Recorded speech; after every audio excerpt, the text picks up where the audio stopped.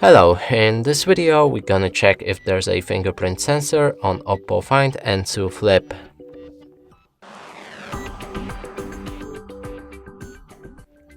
To do this, open your settings. Let's find something like security or biometrics.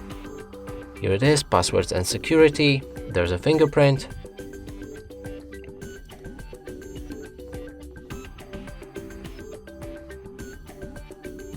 Click on continue.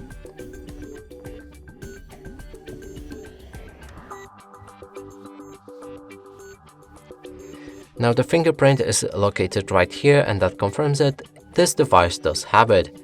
And that's it for this video. Hope you like it. Please consider subscribing to our channel, leave a like and a comment below.